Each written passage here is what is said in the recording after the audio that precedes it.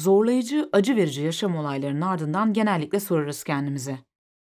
Bu acı geçecek mi? Nasıl geçecek? Eski hayatıma tekrar dönebilecek miyim? Yaşam nasıl devam edecek? Yüzleşmek zorunda kaldığımız gerçek o kadar büyüktür ki bir an önce kaçıp kurtulmak, eski hayatımıza dönmek isteriz. Bu yüzden de benliğimizi korumak için bir takım savunma mekanizmaları geliştiririz.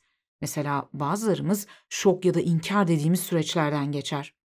Bu süreçlerde adeta hiçbir şey olmamış gibi hissederiz. Bir kısmımız duygularıyla bağlantısını keser, hissizleşebilir. Genellikle bunlar da bir süreçtir ve bir süre sonra başka bir aşamaya geçeriz. Öfke hissetmeye başlarız ve suçluluk evresi işin içerisine girer.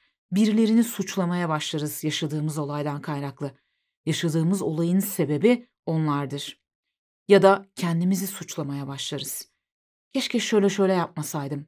Ben böyle yaptığım için belki de bunları yaşıyorum deriz.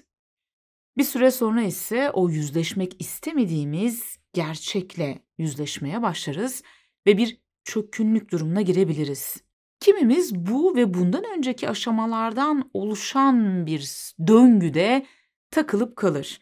Yani suçluluk evresine girer, sonra tekrar inkara dönebilir, sonra tekrar suçluluk, ardından çökkünlük, sonra çökkünlükten çıkıp tekrar suçluluk evresine girebilir. Kimileri de bu evrelerden herhangi birinde takılıp kalabilir.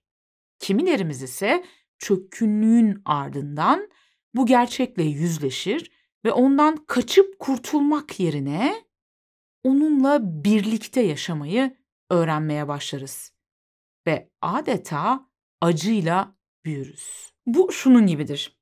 Ekranda gördüğünüz siyah top sizin yaşadığınız acı verici olaydan kaynaklanan kederiniz. İçinde bulunduğu kavanoz ise sizin hayatınızı sembolize ediyor. Dikkat ederseniz ilk başlarda kederinizin boyutu neredeyse kavanoza yakın. Kavanozun neredeyse tamamını kaplıyor. Çoğu kişi kederin boyutunun, yani bu siyah topun boyutunun zamanla küçüleceğini varsayar. Oysa bazen bazı kişilerde durum daha çok şöyle ilerler.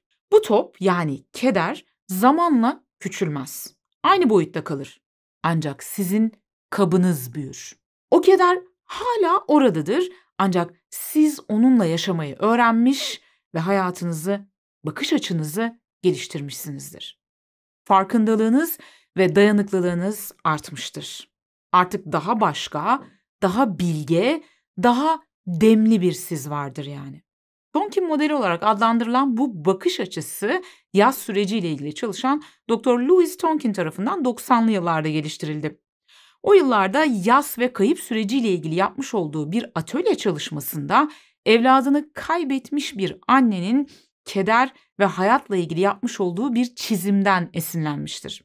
Ancak şunu da belirtmek gerekir, bu modeller herkesi, her zaman, her koşulda kapsamayabilir.